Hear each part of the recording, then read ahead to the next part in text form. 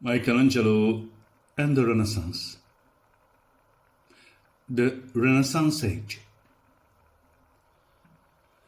Once upon a time, there was a world that awakened from the dark night of the Middle Ages into the light of knowledge.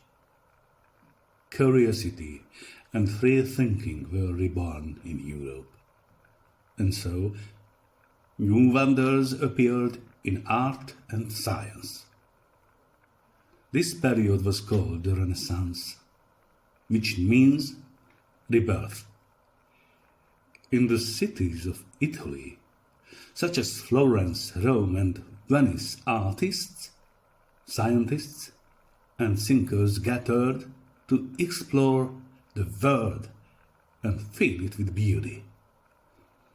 Painters finally have started to paint the human body realistically because they believed man himself was one of God's greatest creations. The cities became rich, and rulers wanted to be remembered forever by financing magnificent buildings and paintings. They supported those who could create wonders through art or with brilliant minds. This was the birth of Renaissance art and science. This period of time offered Michelangelo and his fellow artists an incredible chance to achieve immortality. The rivals, those who were born alongside Michelangelo. At the time when Michelangelo was born, he was not the only one blessed with great talent. It was as if they were meant to inspire one another to create even greater wonders. There was a boy named Leonardo da Vinci. Even as a child, he was talented in many things. He studied in Florence and became not only a painter, but also an engineer, inventor, and scientist. Then there was Raphael, a boy from a small town who painted so beautifully that he quickly became one of the most popular artists. And there was Bramante, the great architect. He built magnificent churches and palaces in Rome. Though each of them followed his own path, fate eventually turned them into Michelangelo's rivals on the road to greatness. How did Michelangelo become a sculptor? Michelangelo was born in a small village, but he soon moved to Florence, the city where the greatest artists worked. Even as a child, he was fascinated by the statues of the city. How can life be carved from stone? He wondered. One day, a famous master saw his talent and began to teach him. But painting was not enough for Michelangelo. So he went to the wealthy Medici family, where he was given marble to carve freely. And that was where the real miracle began. Under Michelangelo's hands, the stone moved and people were born from it.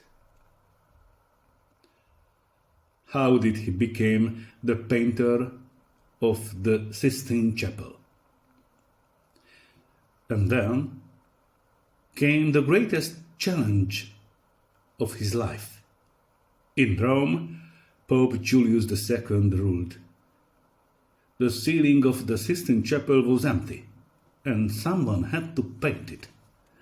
Michelangelo was not a painter, but his rivals, especially Bramante and Raphael, whispered into the Pope's ear.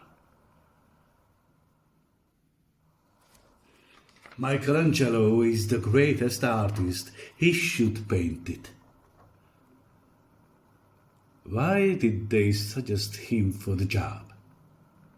They hoped he would fail because he had never painted a fresco before. So the Pope commanded him, "You will paint the ceiling." At first Michelangelo protested. "I'm a sculptor," he said. But he had no choice. He had to do it anyway. How did he manage to complete it? But how could anyone paint such a massive ceiling?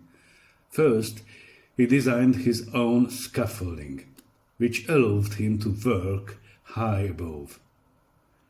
He worked day and night standing on the scaffolding as he painted.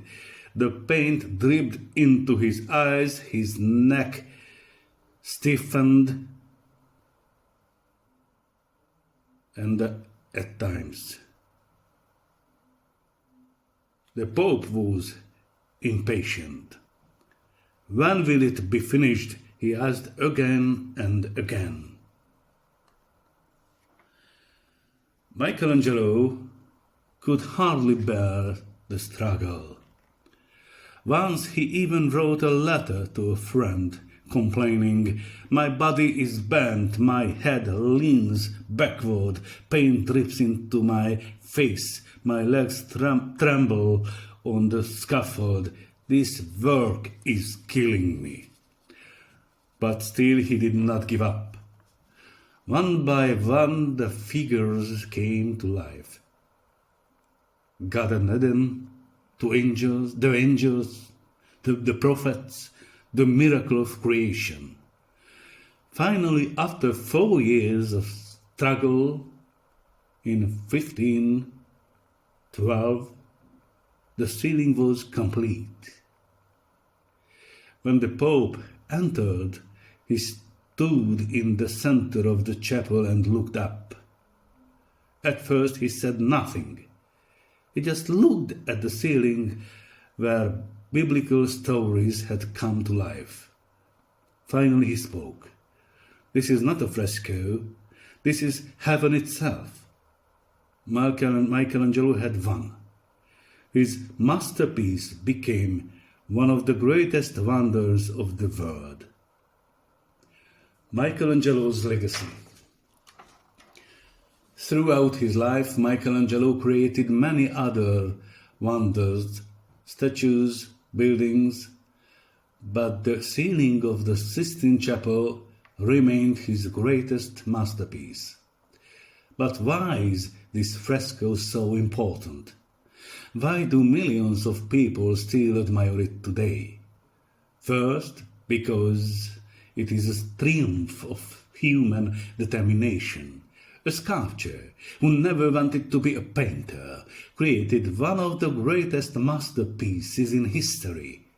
Second, because it revolutionized art. Michelangelo painted and shaped the human body like no one before him. His figures were lifelike, dynamic, and dramatic. Third, because the whole world recognized one of its scenes, the creation of Adam. It became one of the most famous images in history, God's and Adam's hands almost touching, while both are just reaching out to one another. And finally, because it carries an eternal message to humanity. Through the Sistine Chapel, Michelangelo showed that man can make a world-changing difference. That we struggle, we suffer, but we create. And so, even 500 years later, when we enter the chapel, we took to look up, and like the Pope, we can say, this is not a fresco, this is heaven itself. Well, that's the end of my tale. Thank you all for being such a great audience.